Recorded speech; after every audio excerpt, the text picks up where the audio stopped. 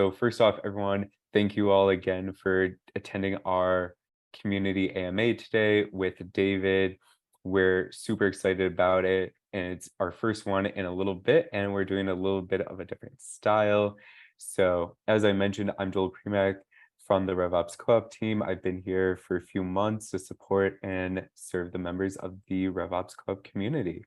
And with that, I'll pass it over to David to do a brief intro about himself, and then we'll jump into a few questions and roll from there with everyone here. Hey, great, thanks. So I started my corporate career as a junior sales rep and worked my way through until I was a chief operating officer and oversaw offices in China and EMEA. Was responsible for sales, marketing, customer success, sales engineering, product ownership, and overall go-to-market organizations and operations. I went through grad school, ended up building revenue operations teams in the Valley. Now that's kind of what I specialize in, is building revenue operations teams, building annual operating plans that are productive and allow each team to be able to secure the proper budget and to be able to speak the languages that each department needs in order to have that proper alignment. Well, I can definitely say that those are a lot of things top of mind for many people in today's environment, especially. So I'm excited to jump on in and get to one of our first questions. So one of our questions is, what does a high-performing RevOps team, first off, just look like to you in practice? And in reality, what are examples of it being lived that one can see? Yeah, I think so. I start this out when I want to answer the question, what does it look like? What I want to talk about is really about the performance, because a lot of times a high performing team can easily be thought of as very aggressive targets put in place, a lot of pressure applied, and all of a sudden you get this great performance. But high performing teams to me are sustainably performing. There's not a lot of squeezing going on. It's kind of inherent in that culture.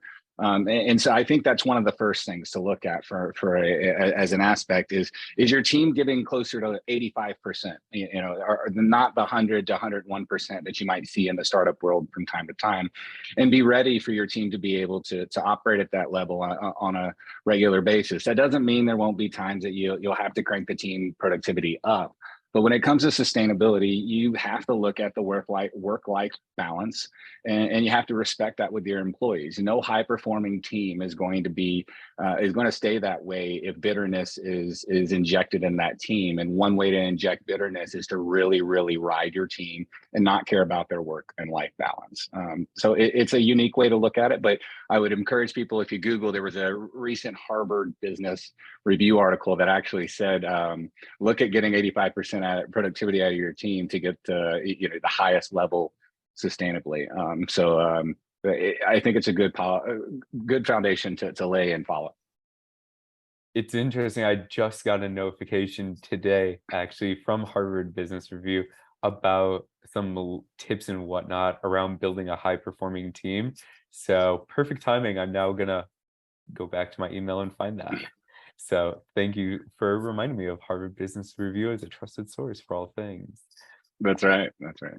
Well, another part of that, which I'm super excited about and beyond excited to hear you just share, what are 3 best practices you've implemented when you've been leading teams to create a high-performing culture in RevOps?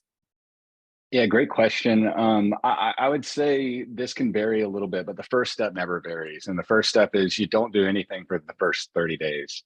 That is, when you come in as a new leader, you're to observe in those first 30 days.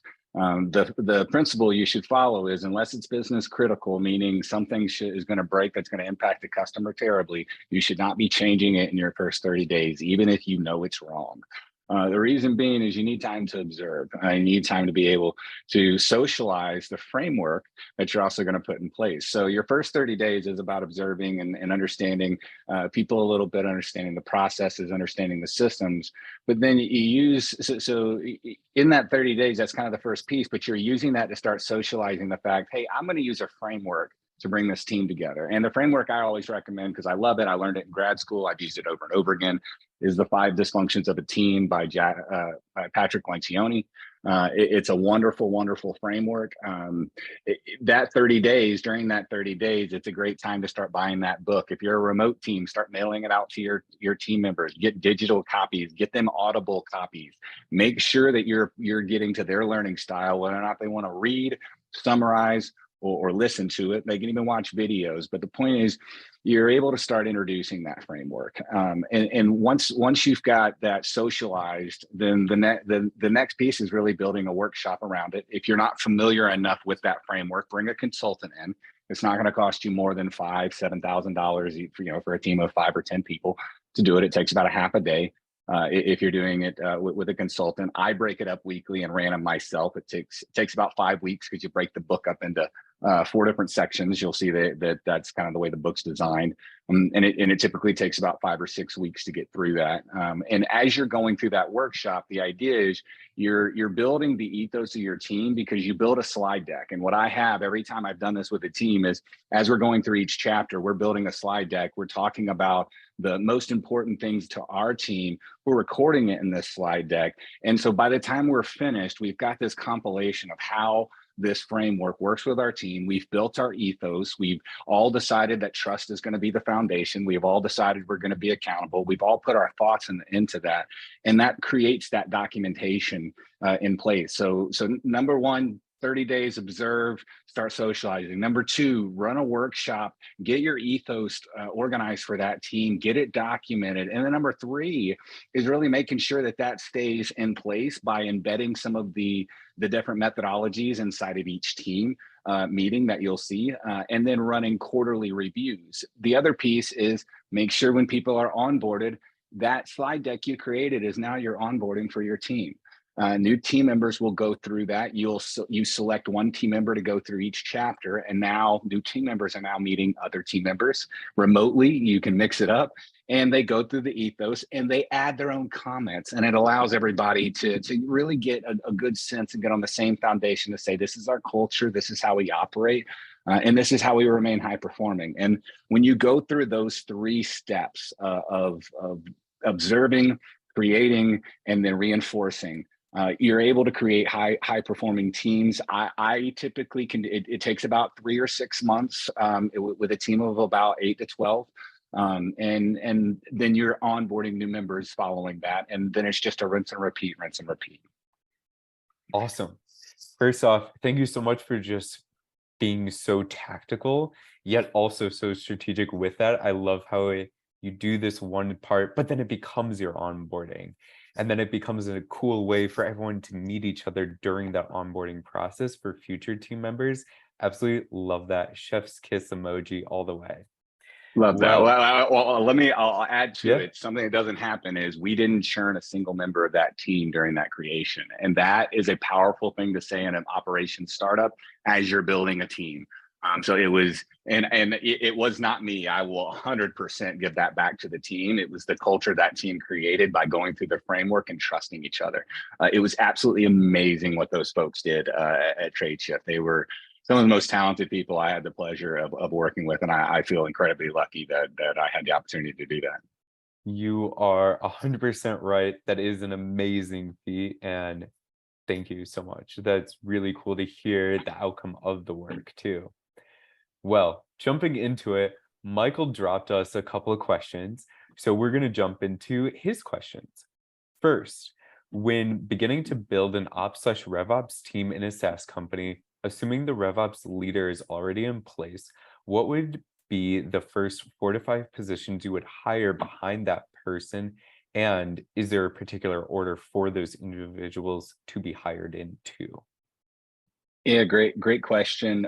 So even if a RevOps leader's in place, there's never a one size fits all answer to that question. What needs to be assessed is a discovery period needs to happen. And like I said, when you're joining the team, it's the first 30 days. Let's say you got promoted and you're jumping in, whatever it is, and you still need to have a discovery portion. And that discovery portion should focus on the 3 pillars of operations: people, processes, and systems. As you go through and you identify the different issues on there, you'll be able to start prioritizing those by organizational needs. So if your organization is having an attribution problem, you're probably not going to turn around and hire your CS ops person first. You're probably going to hire a mark ops person first. So the answer to the question is really a good discovery, good communication with the stakeholders, true prioritization, and make sure that the prioritization is not the squeaky wheel. It's actually the impactful metric, because that's very common when if someone has not been in the position, there's 40 squeaky wheels and you end up with the loudest person. You really need to make sure those priorities are laddering up to the organizational goals, and then when you need the resources, you start hiring for it. Awesome. So I'm going to ask one question before I get to Michael's part 2 of his question, and Okay. say, when you just touched on doing a discovery process, what does that look like? Are there typical people internally that you go to? Do you also go externally to your vendors who support your go-to-market processes and motions to see, hey, how are we doing compared to other companies like us who you also work with? What's the process that you've seen work really well to then be able to make actionable and thoughtful decisions to move forward? Yeah, it goes back to that 30 days and having a set process for those 30 days. And really, you want to be able to jump in. I'll give you an example that just happened. I just signed a contract with a company, and their question is, how do we start scaling? We know we're failing, so what's the problem? And literally have been very honest and said, we don't know. So what do you need? To take a look at that. And so there's a couple stage process that I go through with that. And again, I always am able to kind of refer it back to the pillars. Is the first thing you want is system access. So you can understand and get as much information about the data. So your opportunity table, your activity table, your user table, all the tables that you'll need to be able to do analysis and understand what's going on in the data. You also need to talk to people. And I generally ask, people in different departments, and go through and do what's called sensing interviews. And it's a consulting term, or product management term. Any product marketer is very, very familiar with it, where you ask open-ended questions and you're just quiet a lot. They're really boring time, to be honest with you, as you're going through them, but you're gathering so much information really blindly. And so when you start pairing those two things together, it really starts leading you down the path where you can set the proper prioritization and make sure that you're gathering the necessary information you need to say, okay, well, if renewal rates, if you calculate and you go in and you find out renewal rates are 5 or your churn rate's 5%, your renewal rate's 95%, but you look at your conversion rates and your top of funnel conversion rates are 1.2%.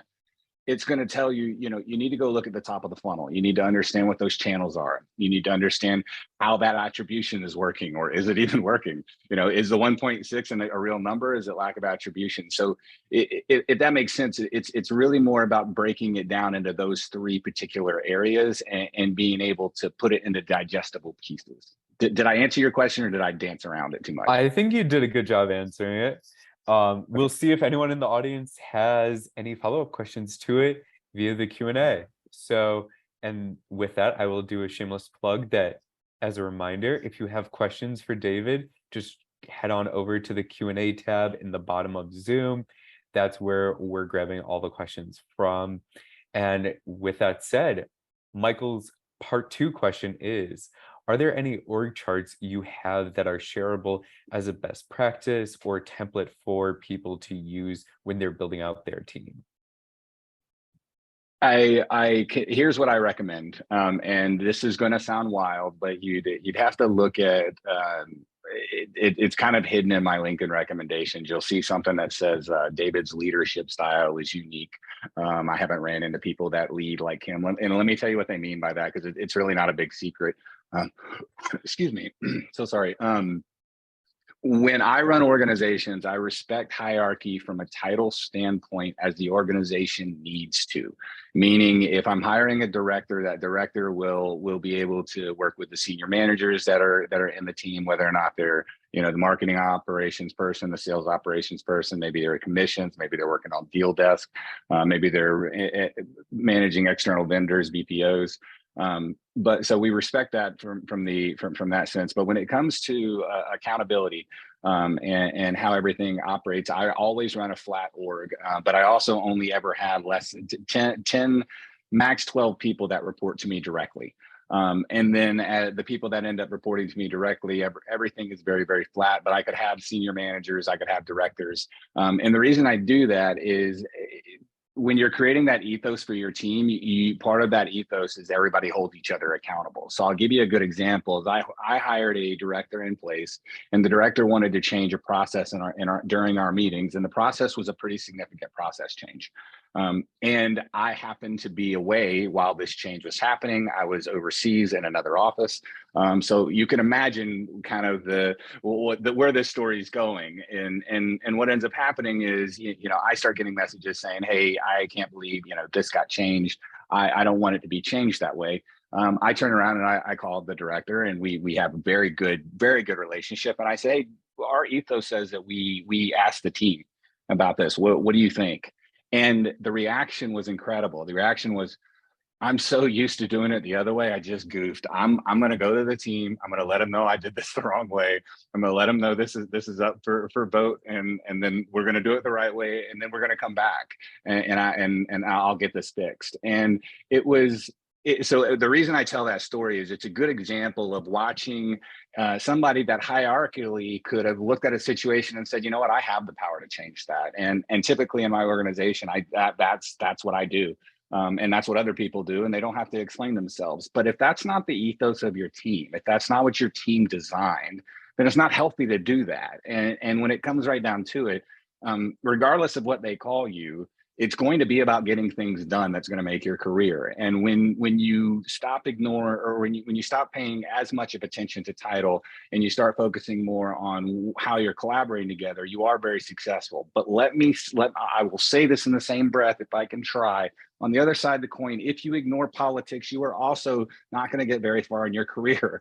So that's why I've always said externally, we respect the hierarchy. We make sure that the other parts of the organization know that, but they know when stuff comes into our team, it's going to be solved as a team. And it doesn't matter if somebody's on vacation. It doesn't matter. I was literally missing, overseas in a meeting with a completely other team, and things were happening completely autonomously. And that's what I always strive for as a leader. Is, to me, it's not just the output of a team, but a high performing team can function without their leader for an extended period of time. I love that. And then that's how leaders get some good old fashioned PTO time to come back, refresh, and recharge for their team members. That's right. I spent an extra day in Sweden to go down Hey. and look at the boat that was raised and walked around the town. So you're absolutely right. And that's precisely what it's built in for, because we're all human and we need to have that balance. 100% true. Well, Michael is back with another great question. So, the market has hit every sales team hard, and I saw a stat recently where 80% of sales orgs are missing their numbers and adjusting down their forecast for the year.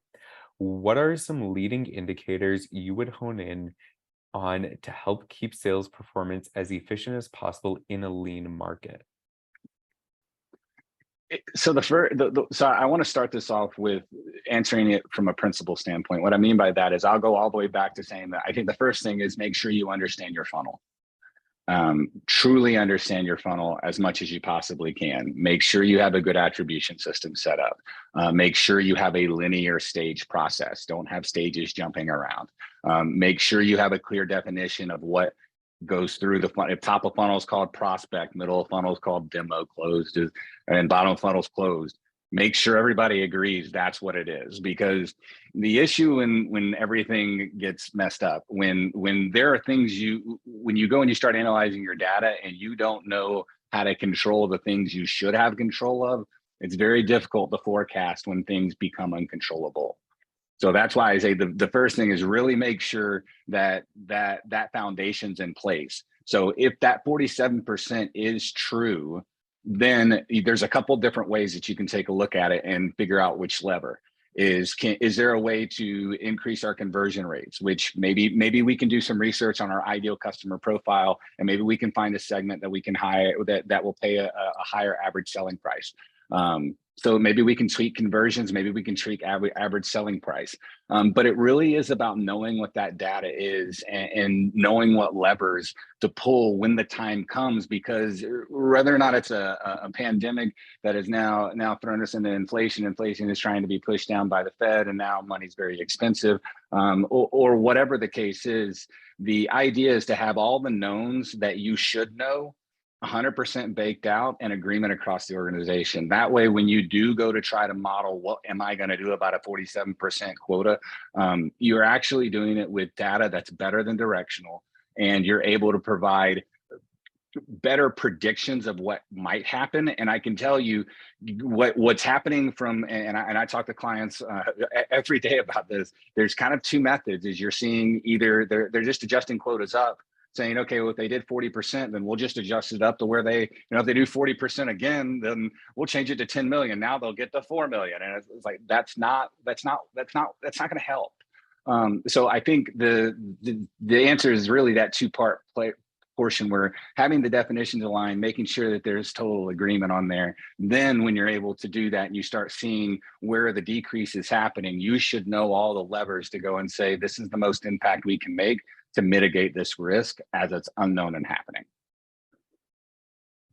Awesome.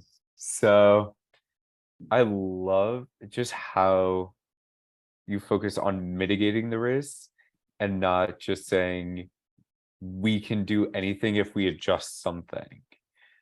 Because I've definitely seen, similarly to what you just described, I know of some people in orgs who have gone a little bit more that route. And like, as you said, it's just not how that works.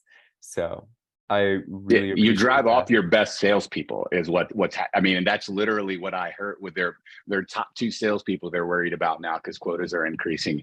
And if your sales team is one of those sales teams where 20% of your people create 80% of your revenue, and one of those 20% gets upset, you're in some serious trouble. So no, I'm glad you said that because you're right. That's practically exactly how it bakes out. Is you run off the good people. Exactly. And then that goes into, now it's just an additional expense for the business because you're losing the money, time to hire, ramping, all of these things. It's just exactly piles on, coupled with, especially if some orgs, I know have also done this, of cutting back or laying off people in enablement or L&D or ops roles to support those revenue focused team members that are customer facing. So then ramp might be a little longer because it's not a smooth process now. All of these sorts of things get impacted by decisions. That's exactly right. Yeah, that's really well said, Joe. Well, I have picked up a thing or two during my couple years around the block. So appreciate that. And now we are heading into another question from a member of our audience. So Edward, I hope I pronounced your name correctly, says, I'm the first RevOps role in an org without a CRO. Is there something I should be doing or communicating differently? So without more context, I guess I'm trying to understand the problem, but without more context, here's how I'd answer it: is if you go look at, and this is not a shameless plug because it doesn't matter if you end up sending me a direct message or anything. I just want to show you an example. Is if you go to my LinkedIn and you look at the revenue operations jobs that I've had. Look at the order of programs and the things that were done, and you'll see that they were very, very similar, almost exactly between each one. And so it kind of boils down to, the example is, first thing is define the actual funnel. And you'll see that's why I said that earlier, because the reason is you'll find in an organization commonly what a salesperson thinks an MQL is versus what a marketing person thinks an MQL is, or how they handle it, or how it's routed might be different, usually is. So getting everyone on the same page to do that is kind of step one. And so that's understanding. And so who do you get together without a CRO? Well, your stakeholders, you're going to have whoever's your head of sales, your head of customer success, your head of marketing.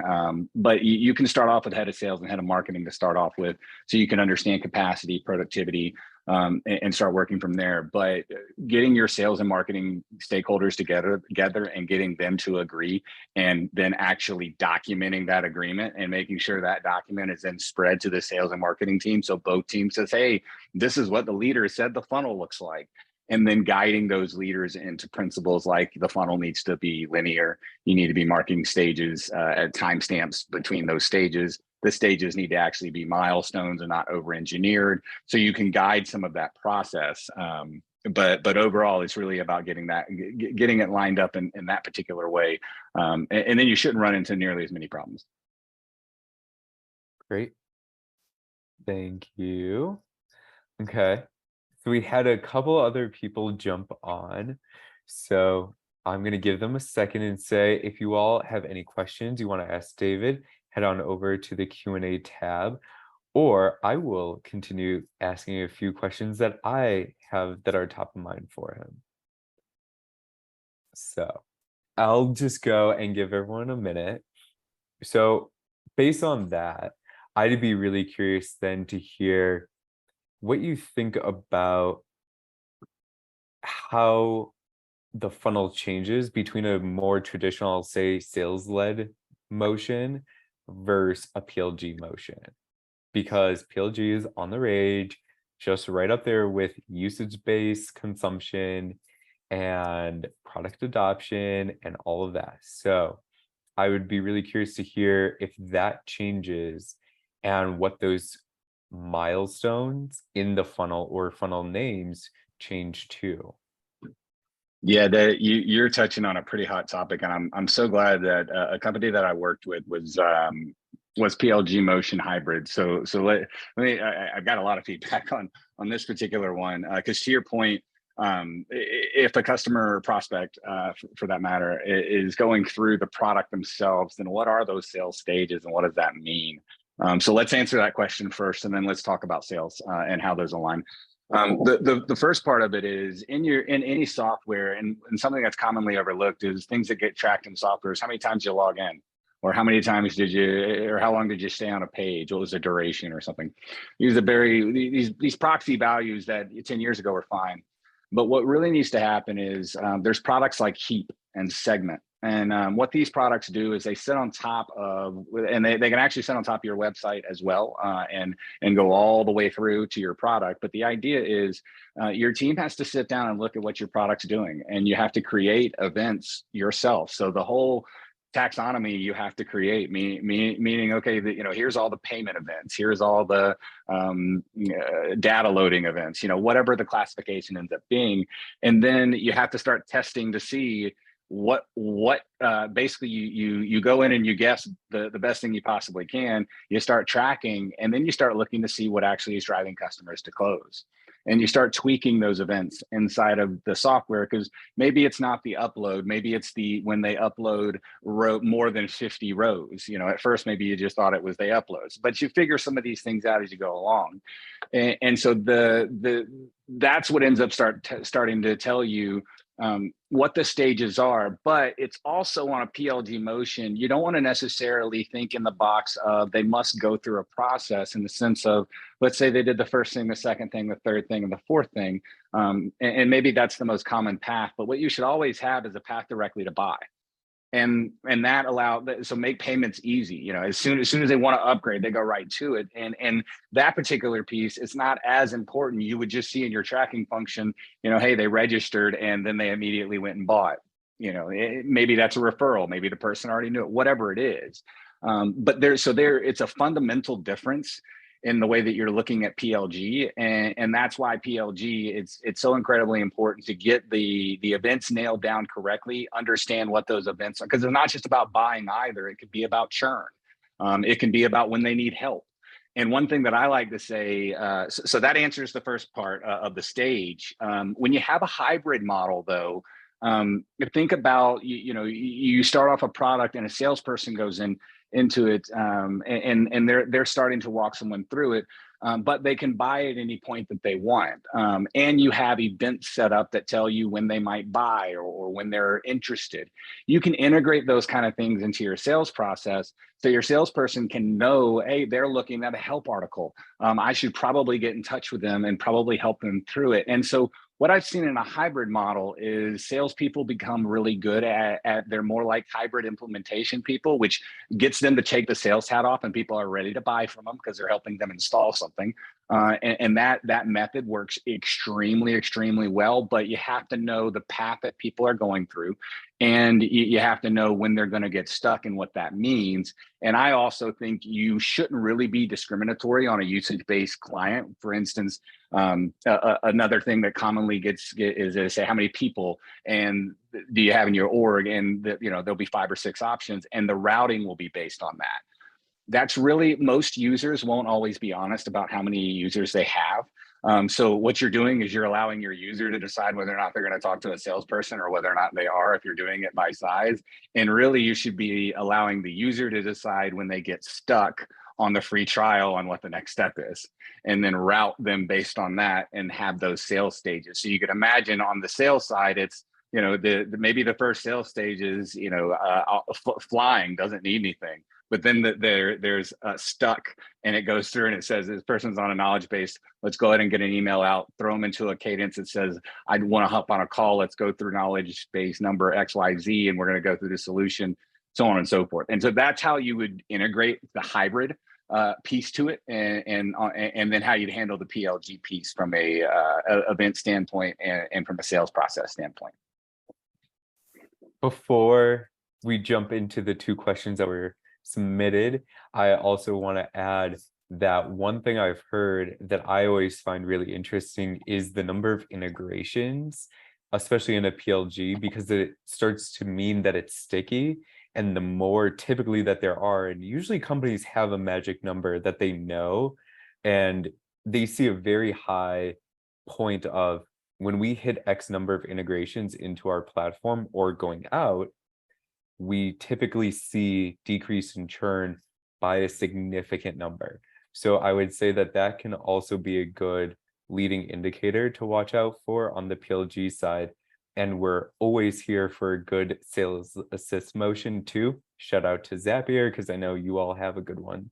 So with those 2 things said, unless David, you have anything else you want to say on those before we jump into a couple questions?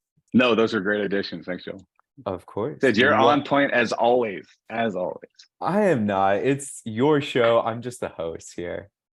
First question that came in that I am personally super excited about to hear your thoughts on: the SDR/BDR role is very challenging and one that is often a high turnover role.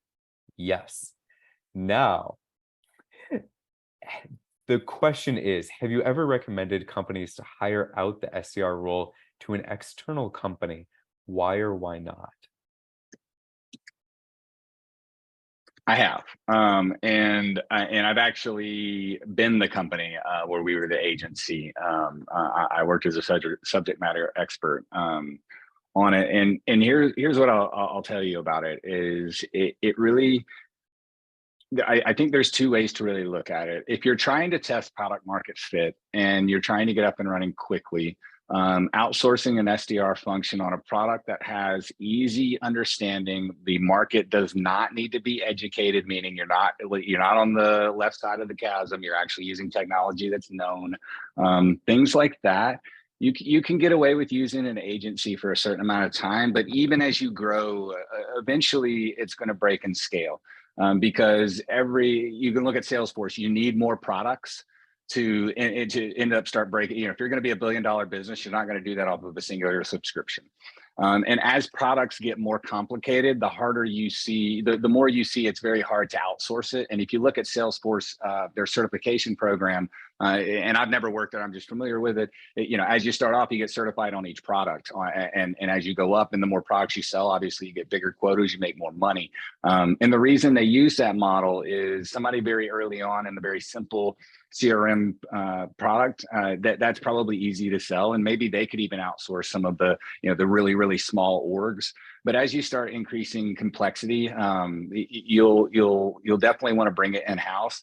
If your product's already complex, you're likely eventually going to need solution engineers, because you're going to have a group of people in your pipeline that are going to want very, very detailed technical demos, and your SDRs aren't going to be trained to do that. An agency is not going to be able to do that effectively, and trying to get an agency to work with your solution engineers to produce demos is going to be a lot of spinning wheels. So that's you can get away with it for a certain amount of time, but it's a band-aid as you're building your go-to market engine. Awesome. That was really interesting. They described it band-aid, because we always hear about those. Always hear about problems and someone putting on a band-aid or using duct tape for something that really needs to go to the ER, and really get checked out by a professional. So nice call out there. Next question. You touched a bit on this earlier with a previous question. What would be the top 3 to 4 characteristics of a high-performing director of RevOps? If you were hiring for that role, what type of person would be a slam dunk for you? So for the leader itself, I actually got a great answer for this, because that's the director that I was talking about. I hired him to make sure that there was a leader in place when I was overseas. It wasn't easy. We hired what was it, 23 people to find him. And the things that I look for in a leader specifically, is I want to see if there's alignment with their leadership style, on 3 to 4 characteristics. So characteristics I look for: wisdom, gratitude, temperance, courage, justice, and community. I look for those particular ones in leaders very specifically. I rank those and I see how close those are, because if they've got at least 4 of those that are pretty near and dear to them, then their leadership style is going to meld really, really well with mine. And then I make sure they've got the technical capability, which sometimes I test some of that myself. Sometimes I send them to different team members. But typically when I'm at that level, and I'm looking for someone that's more of a replacement, they shouldn't have gotten that far without that technical propensity. But it is nice to be able to ask some of those questions. But I'm much more focused on, is their leadership style going to align with my leadership style? And that way, you know, we're seen as a solid team. And he ended up, when I left the company, he actually took over the team and ran the team successfully for months and months. Awesome. That's definitely great. I would say lasting impact of a leader, I think, is like, you can leave, someone already is in place to be successful and run the team successfully, take ownership, and keep building on top of what you had already done. Exactly. Yep. Next question, that was, we actually don't have any other questions at the very moment. So I'm going to pull us back into PLG land, because it's pure curiosity for me now. Okay. When you're thinking PLG, we talked a lot about, for a moment, sales and that kind of side of the funnel. What do you typically look for from marketing or CS to support a PLG motion too? Yes, I think it's really understanding, and that's where I think products like Segment and Heap really need to go, not just in the product, but on the website as well, because those events need to be detailed out on the marketing side. Because on the PLG motion, marketing has those same types of stages, but you have to understand they can bounce around those stages because they're not following maybe a particular newsletter or whatever the case is. So when you're looking at that, I think it's important to make sure that you've got alignment on those events. And then on the customer success side, you want to know when someone becomes an advocate. And I always say an advocate is a referenceable customer. And if you don't have enough tracking events in there, you're not going to understand it. So maybe, maybe typically when you have 3 admins in an account, they've loaded 300 employees and they've got, X amount of data in there, they tend to be really happy. So, you get a notification from CS that sends out an automated email, and they set up a meeting and you start talking to them, and now all of a sudden you've got a referenceable customer, you've got case studies. But you truly need to understand what makes a customer happy to create those events and then have that feedback. So again, talking about marketing, it's about understanding what that journey is from the website all the way into whether or not it's probably a free trial or however they're starting the process. But understanding what that journey really looks like. And we can go down a small rabbit hole there in the sense that with browser technology and the way browser technology has changed, it's almost become necessary for proper attribution to have an identity stitching system in place. And so I don't want to go too technical, but basically part of Segment, what Segment can do is Segment will cookie a user every single time. And then when you have an identity event, such as they register for a free trial, then what ends up happening is it stitches together all of the events, but it stitches them together by the logic that you put in place. And so when you want to understand what does that mean? So what's in it for you is probably the question is, what was the first touch actually? And without having a data lake and without having something like Segment and without having logic in place for the identity event to tie that back, your call to action is very commonly a form from marketing when maybe it was the blog, or maybe it was something in social. And as long as you have UTM set up, and you've got something like Segment that's put in place, then you'll actually get your real first touch, your real last touch, and then everything in between. If you want, most touch, the 25th quartile, the 75th quartile. If you want a full list of everything they touch, you could do that as well. And what that does is that allows, either on a PLG or not, it allows marketing to truly understand what every single touch is. It's kind of what Clary tries to do, but without proper software installed and the events created for your company, it's much, much harder to make sure that information is accurate.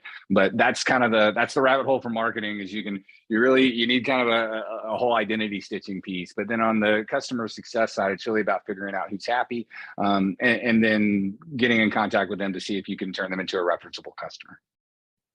Awesome. So we just touched on now some actions that people can take, especially to build out their PLG motions and whatnot.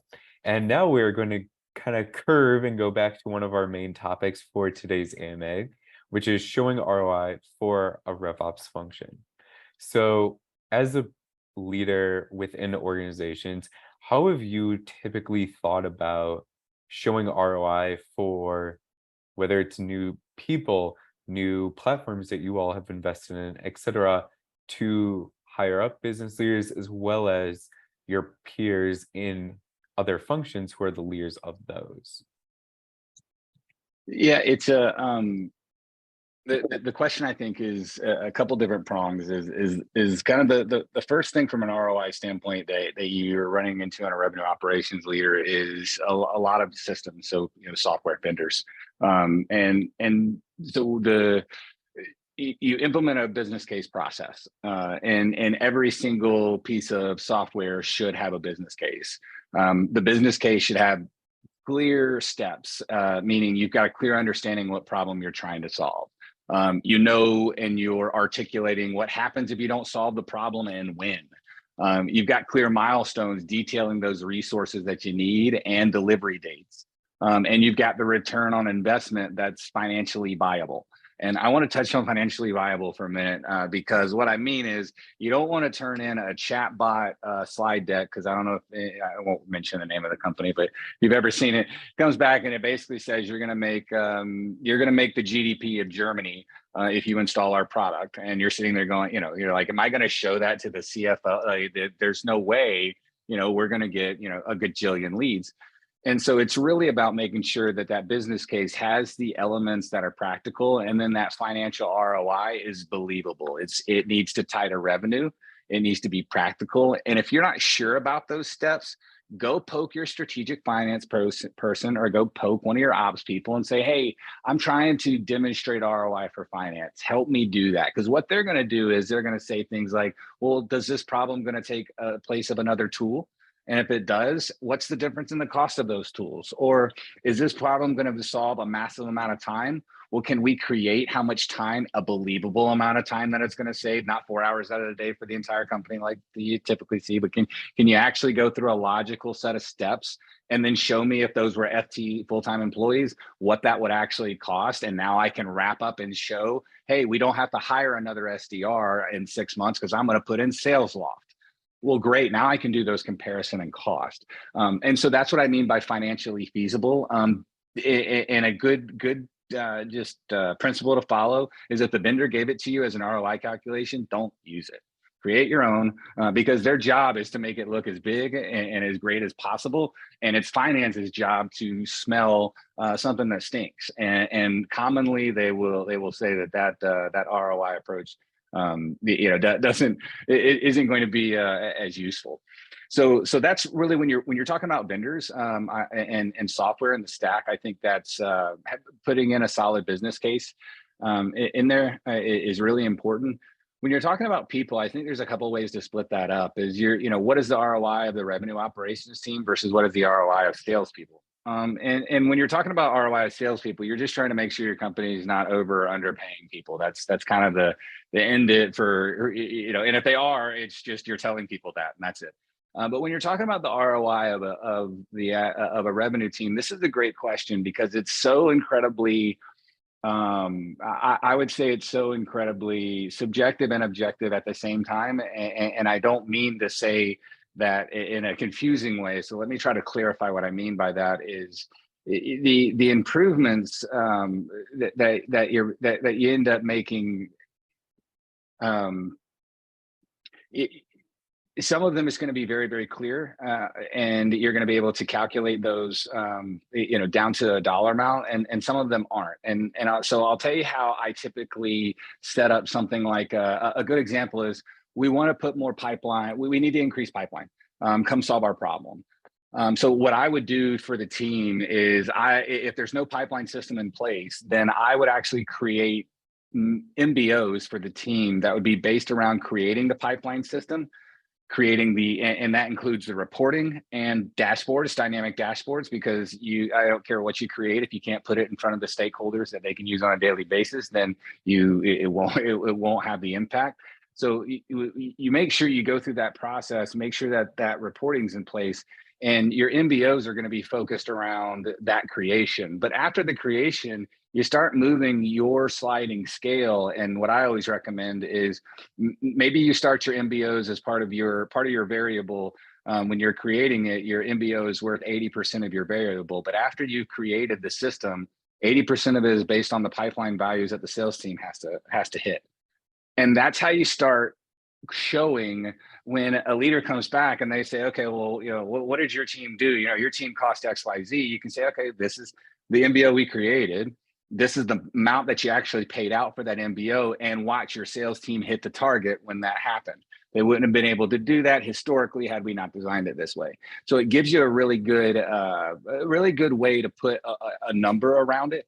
But you have to do a little bit of tracking, and you have to have the setup where you're the one that's responsible for designing it, the reporting, and then tying it into the actual performance for the team that you're servicing, your customers, the salespeople, pre-sales people, because from an ops perspective, those are your customers. So I'm going to double tap into one thing that you said because I love it. And I think it's a topic that I'm seeing consistently on LinkedIn and in other spaces too, which is it's not just good for you to build your own financial business case, more or less, for your company and show here's our expected outcome, but here's kind of the why I feel it's super important too, which is it becomes part of your reputation within the company. If you have consistently handed in or made presentations on cases that are just not, as you say, realistic, I think that that's very important, especially in today's market. I know that, and I work with a finance leaders community and hear that pretty regularly, that like there's a lot of scrutiny going on and things that aren't realistic and clear aren't going anywhere. They might, at Yeah, this point, they especially probably just might as well not be turned in, like a homework exactly right. assignment almost. I think it's a great point. And I think with the business case process, one of the things that you avoid is you avoid the inheriting software because somebody used it in a previous company. Because if they put that on a slide deck, the CFO is going to say that's not a good reason to buy software. So it allows you to say no in a professional way through a framework, and to say yes when it makes sense for the company. So it keeps you out of, in my opinion, it can keep you out of unhealthy conflict with executives. We've all at the director level have been pressed on by an executive to do what they want you to do when you know it's not right for the org. And so it's one of those things that can help avoid that. Awesome. Well, thank you, thank you. I know that we're in the last few minutes. So I wanted to just say that if any of our attendees have a last minute question or two, maybe, depending on what they are, we might be able to get with them in these handful of minutes left. If not, otherwise, David, it has been an absolute pleasure. Thank you so, so much for sharing all of your knowledge and insights with us today. Greatly appreciate it. Where can people follow and or connect with you afterwards if they want to keep learning or chat with you? Yeah, so I'm part of the RevOps co-op community, so you can reach me on Slack there. My LinkedIn, I can drop that in the chat. But if you look up David Maxey in LinkedIn, I'll be one of the top hits, I think, at least in the Americas so far. So wow, maybe I should have said that, but we'll see. If you get lost, find me on Slack. Excuse me. You can also reach me. My company email is just dm@gtmharmony.com. That's my company consulting email address. You can reach me there. Awesome, awesome, awesome. Well, and I saw David, a member of our team, dropped in our LinkedIn URLs into the chat. So shout out, thank you, David, for that. Assist right there. And with that, it looks like we'll be wrapping up a few minutes early for everyone. So you get a little break in your day, and hope you all have a great rest of your day and have a good, fun, safe weekend. Bye, everyone. Thank you so much. Take care.